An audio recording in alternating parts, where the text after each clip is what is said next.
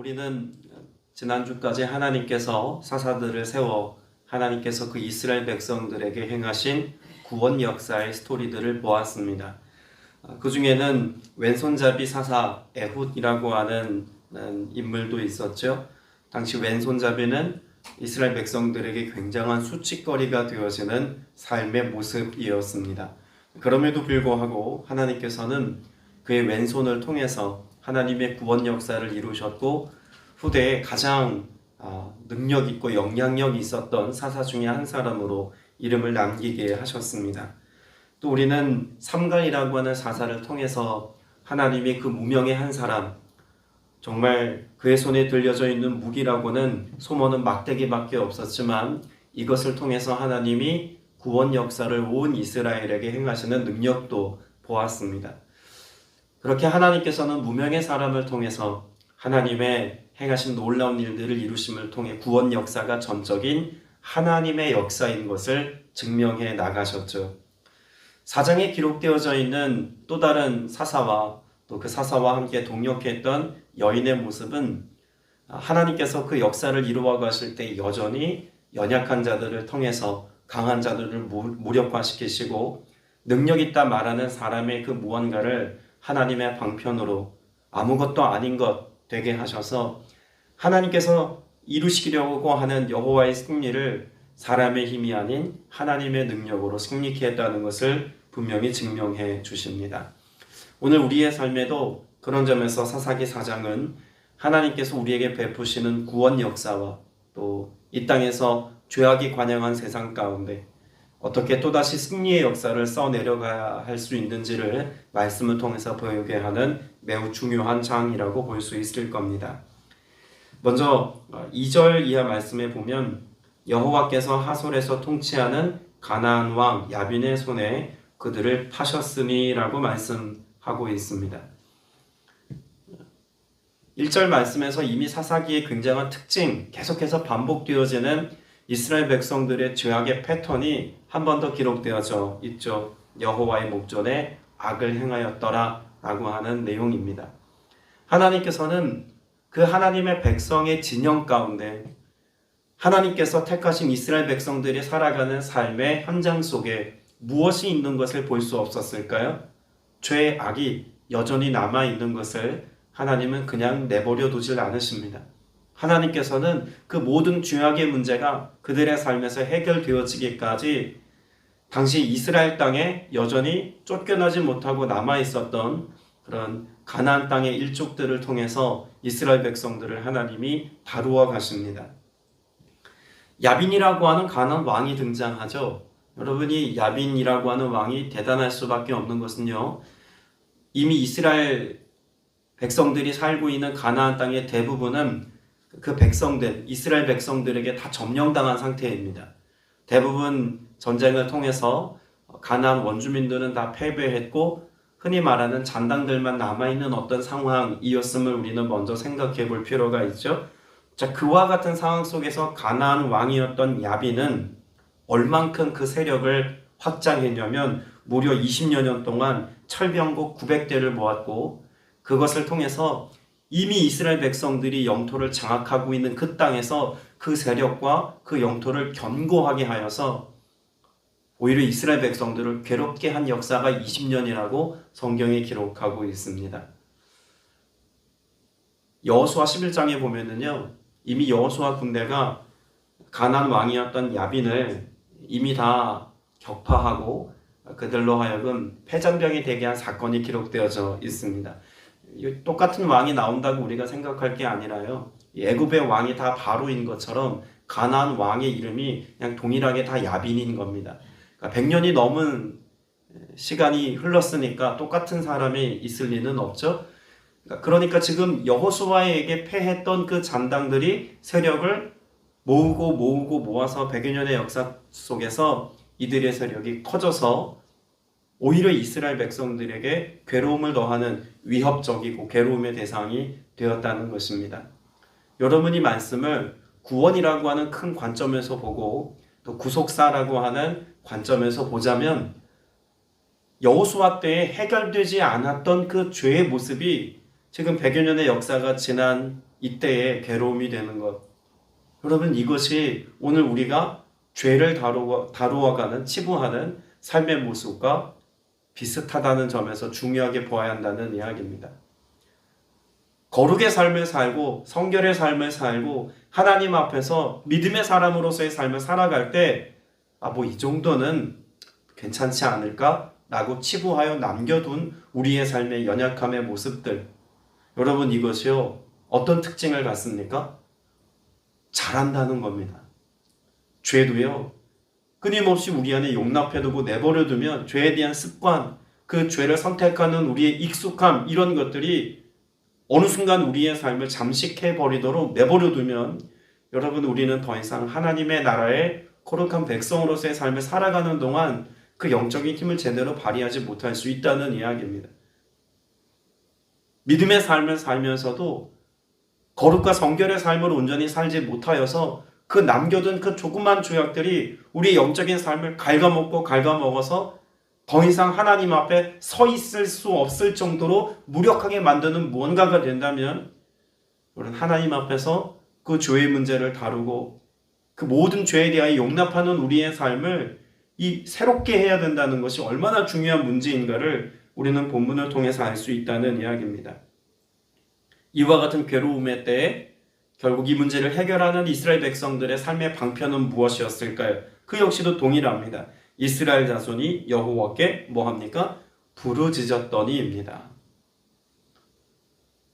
사사기의 역사는 계속 반복된다고 말씀을 드렸죠. 12명의 사사가 등장할 때마다 항상 그 하나님께서 사사들을 세워서 이스라엘 백성들을 다루실 수밖에 없었던 이유는 여호와의 목전에 악을 행했고 그 악에 대한 하나님의 결과로 이스라엘 백성들에게 괴로움이 더할 때마다 하나님의 그 부르짖음을 들으시고 사사를 세우십니다.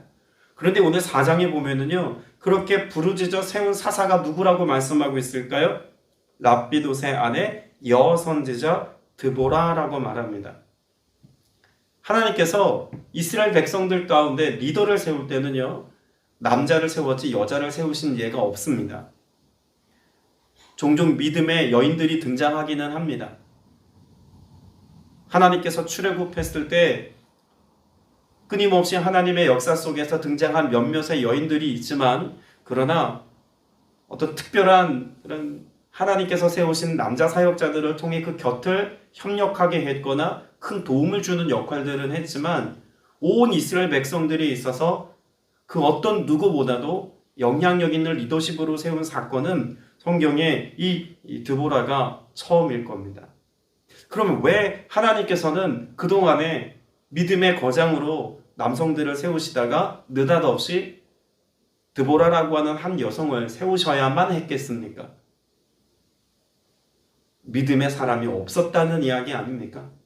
하나님께서는 이제껏 하나님의 사람들을 통해서 특별히 남성들을 통해서 그 모든 역사들을 이루어 왔는데 지금 이 시대에 사사 시대를 지나는 동안 하나님께서 보시기에 세울 만한 믿음의 남성들, 하나님께서 그 이스라엘 역사 속에서 그 남성들을 통해서 일해 오셨던 그 방식을 바꾸셔야만 그 일이 이루어질 수 있을 만큼 믿음의 사람을 찾아보기가 어려운 시절이 되었다는 이야기입니다.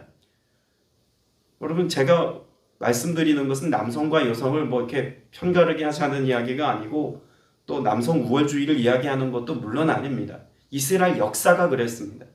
남성들을 통해서 하나님의 역사가 이루어지고 계승되어지는 것이 성경 전체에 흐르고 있는 하나님의 일하심의 방식이었고 이스라엘 역사의 한 장면이었다는 이야기입니다. 그런데 남자가 보이지 않고 여자가 보인다는 이야기는요, 그만큼의 믿음을 가진 하나님의 사람 세울 만한 이가 없었더라의 역사를 반증하고 있다는 점에서 우리가 눈여겨보아야 한다는 것입니다. 그러면 어떤 면에서 하나님이 세울 만한 사람이 없었을까라고 하는 내용까지 우리가 보는 게 중요하겠죠? 그럼 여선지자 드보라는 뭐 했을까요? 사실 사사들이 나아가서 전쟁을 치루었거나 또 괴롭게 했던 이방 민족들과의 싸움에서 이기게 했던 모든 사사들의 역사와 비교해보면 이 드보라가 했던 것은요, 전쟁의 한 중심에 서서 진두지휘했던 일은 분명 아닙니다. 자, 그럼 뭐 했다고 말씀하고 있냐면 5절에 보니까 이렇게 기록하고 있죠. 그는 에브라임 산지 라마와 베델 사이 드보라의 종려나무 아래에 거주하였고 이스라엘 자손은 그에게 나아가 재판을 받더라. 재판했다는 이야기죠. 여러분이 재판하는 일은 원래 누가 해야 할 일들입니까? 하나님께서 세우신 제사장들이 하거나 하나님께서 세우신 또 다른 그런 믿음의 장로들, 족장들이 해야 될 일들입니다. 그런데 그런 역할들이 무너졌다는 이야기죠. 그런 역할을 할 만한 영적인 사람, 믿음의 사람이 없었다는 이야기입니다. 그럼 적어도 이 드보라라고 하는 이 여인은 하나님 앞에 어떤 신앙의 자세를 가지고 있었을까요? 단편적으로 보여주는 내용이 있습니다. 이 드보라라고 하는 이름의 뜻이 무엇이냐면 꿀벌이라는 의미를 가지고 있는 이름입니다. 그런데 이 종려나무 아래에서 재판을 했다는 것, 종려나무, 가나안 땅을 지칭할 때 어떤 땅이라고 이야기합니까? 무엇과 무엇이 흘러요? 젖과 꿀이 흐르는 땅입니다. 근데 거기 꿀이라고 말하는 것은요, 종려나무 열매에서 나온 꿀입니다. 그러니까 지금 드보라가 하는 일은요, 앞에서 설명드린 것처럼 꿀벌이라는 이름을 가지고 있고, 그리고 꿀이 나는 그곳에서 지금 꿀을 나누어 주고 있는 모습이라는 이야기죠. 그러니까 하나의 큰 이미지로 보자면 드보라는요, 합당한 일, 공의로운 일, 정당한 일, 이것을 그 백성들에게 행하고 있다는 것입니다. 꿀벌인 드보라가 그 꿀나무 아래에서 꿀을 가지고 백성들에게 공평과 정대함으로 나누어 주고 있는 모습, 그 정의로움이 이 드보라라고 하는 여인의 삶에 있었고, 이것을 믿음으로 실천하기까지 드보라의 삶은 하나님 앞에 정직했다는 이야기입니다. 우리가 이 말씀 속에서 볼 수 있는 것은요, 하나님이 무엇을 사용하시는가입니다. 남성이라고 하는 힘과 혹은 남성이라고 지칭되어지는 어떤 전통적인 그런 이미지로서의 탁월함을 가지고 하나님이 일하시는 것만은 아니라는 이야기죠. 여인의 마음 가운데 있었던 그런 하나님의 공의와 정의로운 마음, 그 믿음의 고백을 가지고 하나님이 그 백성들에게 흘려보내기를 원하셨던 하나님의 가치가 그 백성들에게 제대로 흘러갈 수 있는 통로 역할만 할 수 있어도 하나님은 사사로 세워서 온 땅에 이스라엘 백성들의 하나님의 공의와 정의가 실현되도록 일하고 계시더라는 것입니다.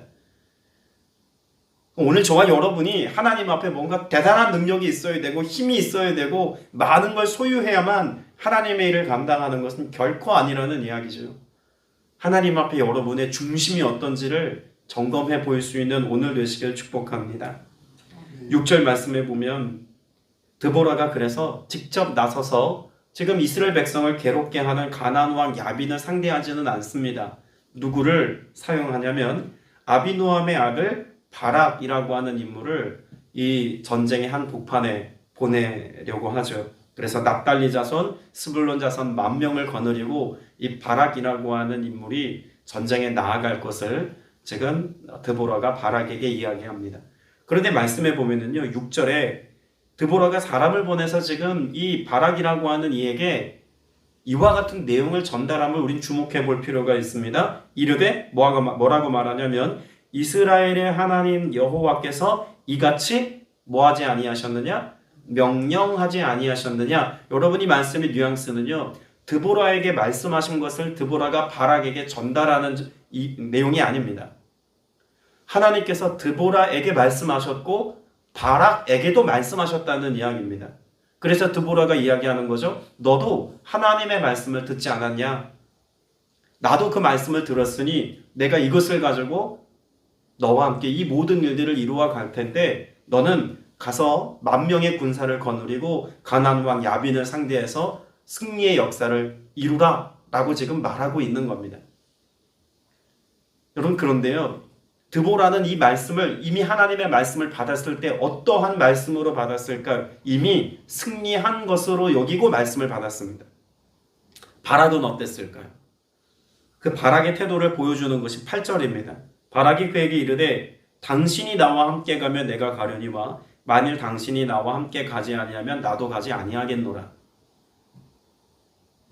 지금 드보라는요, 하나님이 가나안의 군대와 싸워서 이기게 하실 대장 되신 그 하나님의 앞섬을 보고 있다면 똑같이 말씀이 임했는데도 바락은 지금 누굴 보고 있는 겁니까?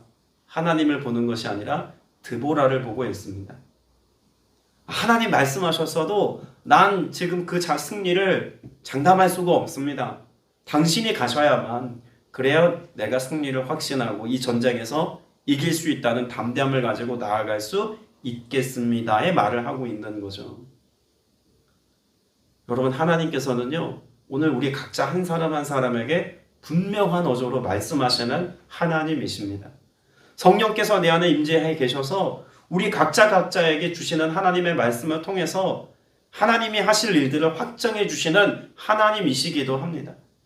그런데 그와 같은 하나님의 역사를 내가 말씀으로 받았어도 하나님을 의지하고 하나님을 신뢰하며 나아가는 것이 아니라 우리가 가지고 있는 의존성이라고 하는 것이 자꾸 눈에 보이는 무언가를 의지하게 만들고 내 앞에 있는 사람을 의지하여서 살아가게 하는 그런 삶에 익숙함에 젖어들게 한다는 이야기입니다.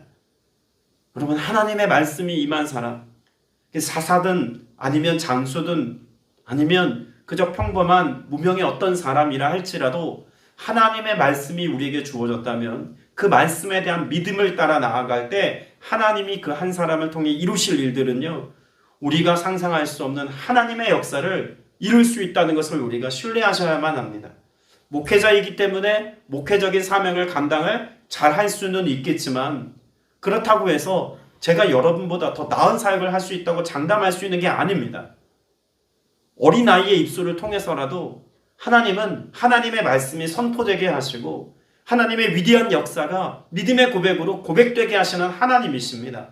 그 하나님의 역사를 우리의 마음 가운데 신뢰함으로 믿느냐 믿지 않느냐의 차이인 거지 그 사람이 얼만큼 잘 준비되었느냐 그렇지 못하냐는 중요하지 않다가 아니라 두 번째 문제라는 이야기입니다. 자, 그러면 왜 바락은 드보라가 가지 않으면 안 가겠노라고 이야기했을까요? 그를 두렵게 했던 이유가 있지 않겠습니까? 앞에서 우리가 보았습니다만 야빈 왕은 20년 동안 군대를 강성하게 키웠습니다. 그래서 그가 거느리고 있는 부대의 수준을 성경에 뭐라고 말하고 있나요? 철병거 900대입니다. 당시에 철제 무기를 쓴다는 것만으로도 위협적인데 병거가 900대라고 하는 것은요, 이건 뭐 탱크 한 대 가지고 항공모함하고 싸우는 격입니다. 절대로 여기에서는 이길 수 없는 전쟁이라고 하는 싸움의 이 군대 사이즈의 크기가 이미 결정나 있다는 이야기죠. 이건 백전백패입니다. 싸워볼 이유도 없는 거예요. 철병거 900대와 이스라엘 백성들 10,000명의 싸움은 싸워보기도 전에 이건 체급 차이가 너무 많이 나는 싸움이라는 이야기죠. 근데 어쨌든 드보라가 함께 갑니다. 그리고 우리가 읽지 않았습니다만 12절부터 16절까지의 내용을 보면은요, 말도 안 되는 승리를 하나님이 거두게 하십니다. 10,000명의 손에 든 칼로 이 900승이나 되는 철병거 이것을 이기게 하시죠. 자, 어디에 지금 모였는가를 보는 게 중요합니다. 13절에 보면 어디에 지금 이스라엘 백성들이 진을 치고 백성을 모았습니까? 하롯의 학고임에서부터 기손강까지. 그러니까 지금 모여서 지금 전쟁을 벌이는 그 지리를 설명하고 있는데 성경에 그 정확한 의미가 나와 있지는 않고 이스라엘 백성들이 칼로 여호와께서 그들과 함께 하심으로 칼로 그 무리들을 이겼노라고 이야기를 합니다. 그럼 적어도 이 철병거 900대는 지금 어떻게 되는지가 궁금해야 정상입니다. 그 많은 군대를 거느린 철병거는 어떻게 됐을까요? 이 하롯의 학고임에서부터 기송강까지는요, 갑작스럽게 물이 범람했다가 빠졌다가를 반복하는 지역입니다. 그러면 바퀴를 단 이 철병거가요, 어느 시점인가 군사를 몰고 오다가 무엇할 확률이 높습니까? 바퀴가 빠지면은요, 꼼짝달싹 못하는 것이 이 철병거입니다. 바퀴 달린 철제 무기를 가지고 이스라엘 백성들을 힘있게 쳐들어 내려왔지만 이 지리적인 특성상 바퀴가 굴러가지 못하는 습지에 아마 바퀴가 빠져서 더 이상 군대가 진영을 갖출 수 없었을 것이다 라고 이해를 하죠. 그래서 이 싸움에서 패한 이 장수 시스라가 어떻게 도망간다고 성경이 말씀하고 있습니까? 17절에 보면 걸어서 도망하여 라고 말하죠. 여러분, 하나님의 승리는요, 우리가 상상할 수 없는 놀라운 승리의 역사를 이렇게 이루어 가십니다. 눈에 보았던 것은 무엇일까요? 바락이 눈에 보았던 것은 철병거 900대지만 하나님은 이것을 아무렇지 않도록, 아무런 영향을 주지 않도록 이스라엘 백성들을 기손강가에 모으시고 하나님의 승리의 역사를 여기서 디자인하시더라는 이야기죠. 여러분, 세상은요, 우리를 위협할 만한 것들이 무수히 많습니다. 영향력 있는, 힘 있는, 혹은 실력 있는, 경험이 많은 것들을 통해서 믿음의 가치가 마치 무력한 것처럼 여기게 할 만한 화려하고 돋보이는 것들을 가지고 우리를 유혹하기도 하고 또 혹은 우리를 위협하기도 합니다.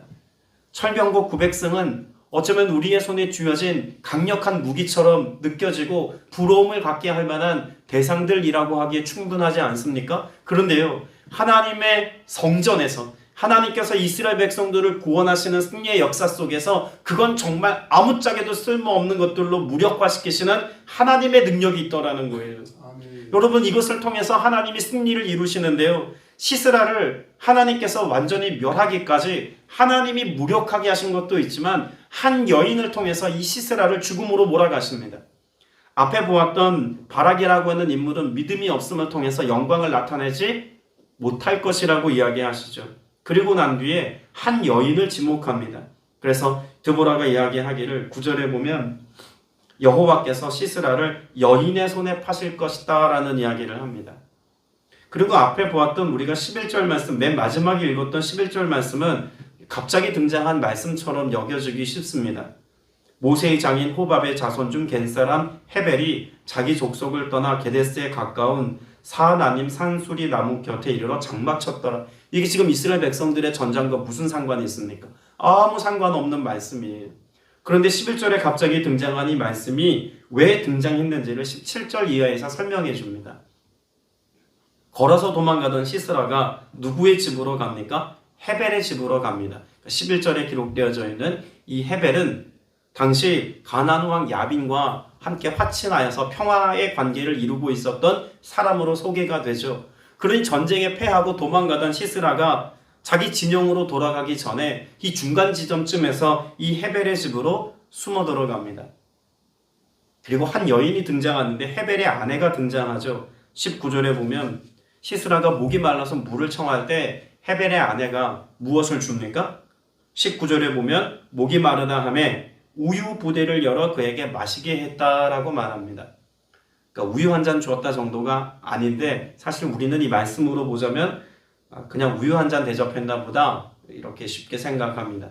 당시 고대 근동 지역에서 우유라고 하는 것은요, 지금 우리가 먹는 이런 우유처럼 잘 정제된 우유는 아니었을 겁니다.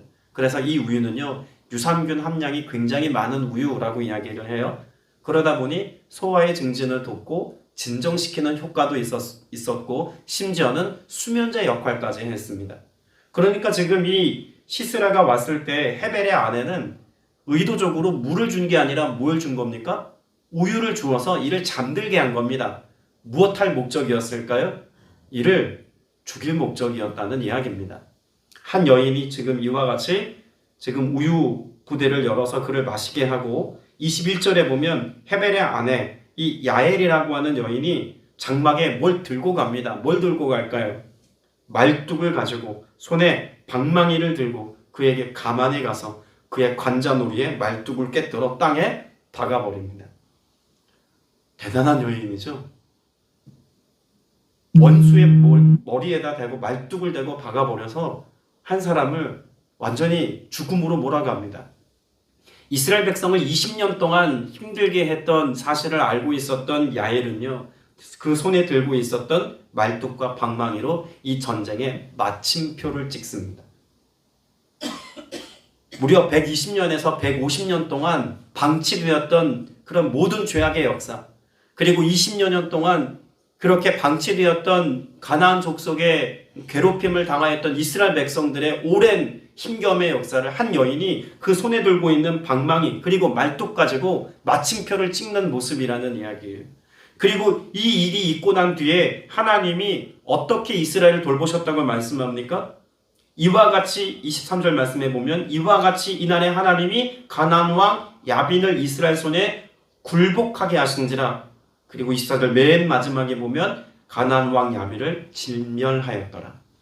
여러분, 지금 이 전쟁의 양상을 보면은요, 가나안 왕이 들고 있었던 무기는 철병거 900대. 그런데 하나님이 마침표 찍으신 것은 무엇 가지고 마침표 찍으셨다고요? 말뚝과 솜방망입니다. 여러분, 이게 그 전쟁에 있어서 싸움이 될 만한 무기의 사이즈가 아님을 우리는 여전히 볼 수 있죠. 그럼 결국 하나님께서는 이 사사기 4장을 통해서도 무엇을 말씀하신다는 겁니까? 하나님이 죄를 이기는 혹은 세상을 이기는 방편을 우리에게 말씀해 주시면서 내 손에 든 것이 대단한 능력이어야, 실력이어야, 무기여야 한다는 것을 말해주고 있는 것이 아닙니다. 우리의 중심에 하나님의 마음을 가지고 또 하나님께서 하실 말씀에 대한 믿음을 가지고 하나님께서 우리를 통해 일하기를 원하신다는 사실에 대한 용기와 결연함을 가지고 그 믿음을 가지고 나아가면 내 손에 든 것이 하찮아 보이는 것들이어도 분명히 그것들을 통해서 하나님의 위대한 역사를 이루시고 역사를 바꾸기까지 하시는 하나님의 권능의 역사를 이루시더라는 이야기입니다. 전쟁의 자리에서 여인이 들었던 것은 우유부대, 말뚝 그리고 솜방망이가 전부였지만 이것이 하나님 나라의 역사를 이루는 마침표가 되었다는 것. 여러분, 우리에게도 적용해 봐야 합니다. 여러분 손에 들려진 것이 무엇입니까? 어쩌면 대단하지 않은 것들을 우리는 여전히 일상 속에서 가지고 있을지도 모릅니다. 여러분, 우유 가죽 부대나 말뚝이나 방망이는요, 집에 어느 집에나 다 있는 것들입니다. 어느 집에나 상비약으로 가지고 있었고 어느 집에나 텐트를 치거나 혹은 뽑거나 할 때 늘 가지고 있던 익숙한 것들입니다. 그것들을 가지고 하나님 일하신다는 거예요. 오늘 여러분의 손에 들려진 것이 익숙하고 하찮아 보이는 것이어도 여러분의 삶을 그 믿음의 가치를 따라 주님께 온전히 맡기기만 하면 하나님은 얼마든지 언제든지 나를 통해서 하나님이 일하려고 하시는 바로 그 일의 결과를 내실 수 있는 하나님이시라는 겁니다. 그래서 23절에 보면 이 모든 야빈의 세력을 하나님께서 무력하게 하신 그 주체가 누구라고 말씀하고 있을까요? 이날의 하나님이입니다. 하나님께서 하시면 우리가 할 수 없다고 여길 만한 눈앞에 보이는 거대한 장벽도 거대한 그런 외적이라고 불리워질 만한 어떤 규모도 무력화시킬 수 있는 하나님이십니다. 여호수아에게 당부하셨던 말씀을 우리는 떠올려야 합니다. 하나님이 여호수아에게 애초에 가나안 땅을 정복할 때 제일 먼저 하셨던 말씀이 무엇입니까? 두려워하지 말라입니다. 왜요? 내가 너와 함께함이니라. 여러분, 여호수아의 역사에 뿐만 아니라 그 이전 모세의 때도 그랬고 여호수아 이후 지금 사사 시대를 지나고 있는 이스라엘 역사 속에서도 하나님이 전달하려고 하는 메시지는 복잡하고 어려운 게 아닙니다. 하나님이 함께 하시면 그리고 하나님 약속 있는 말씀을 받아 그 약속의 말씀에 대한 믿음의 고백을 가지면 우리는 승리한다입니다. 오늘 이 하루도 그와 같은 말씀에 의지하여 승리의 삶을 써내려갈 수 있는 여러분 되시길 주님의 이름으로 축복합니다. 기도드리겠습니다. 은혜가 풍성하신 아버지 하나님, 우리의 약함을 통해서도 하나님의 강함을 드러내시며 우리의 미련한 것들을 통해서도 하나님의 지혜로움을 나타내시며 우리의 불가능해 보이는 상황 속에서도 그저 우리의 겸손한 순종과 믿음의 태도만으로도 하나님의 압도적인 승리의 삶을 살게 하신다는 것을 보게 하셨습니다. 주님의 은혜를 소망하며 연약한 나일지라도 부족한 나일지라도 온전히 하나님의 손에 나를 맡기며 믿음의 고백을 가지고 나아가오니 하나님의 능력이 나타나기까지 하나님의 나라가 확장되어 이루어지기까지 우리를 통해 일하시는 하나님을 경험하는 그 모든 싸움의 한복판에 승리의 주역이신 하나님을 경험하는 복된 오늘이 되게 하여 주옵소서. 주께서 우리와 함께 하시고 내베푸실 것을 믿사오며 살아계신 우리 구주 예수 그리스도 이름으로 간절히 기도드렸사옵나이다. 아멘.